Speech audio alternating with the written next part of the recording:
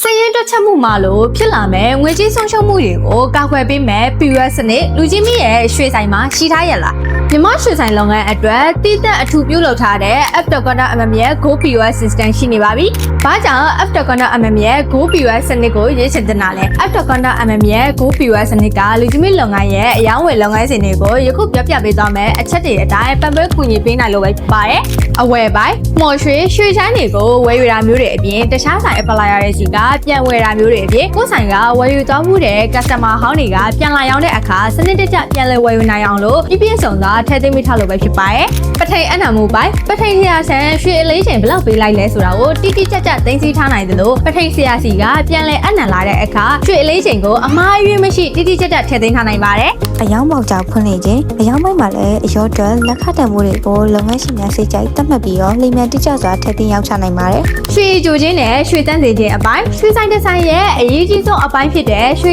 ကြိုခြင်းနဲ့ရွှေတန်းစေခြင်းအပိုင်းကိုစော်ဝဲထဲမှာစနစ်တကျထည့်သွင်းပေးထားပါတယ်။လူကြီးမင်းရဲ့ရွှေတိုက်စိတ်ရွှေရနာဆိုင်ကိုနည်းပညာနဲ့အတူအမှားအယွင်းမရှိငွေကြေးဆုံးရှုံးမှုမရှိဘဲနဲ့ထိတ်ဆုံးကနေဦးဆောင်နိုင်ဖို့ယခုပဲ F.MM နဲ့လက်တွဲလိုက်ပါရှင်။အသေးစိတ်တိုင်ပင်ဆင်းလွတ်လွန်ပါကချက်ပေါက်မှာလူကြီးမင်းရဲ့ဖုန်းနံပါတ်ကိုချန်ထားခဲ့နိုင်တယ်လို့ hotline နံပါတ်ဖြစ်တဲ့097777367553ကိုဖုန်းဆက်ပြီးတော့လည်းဆက်သွယ်ဆောင်ထားနိုင်ပါတယ်ရှင်။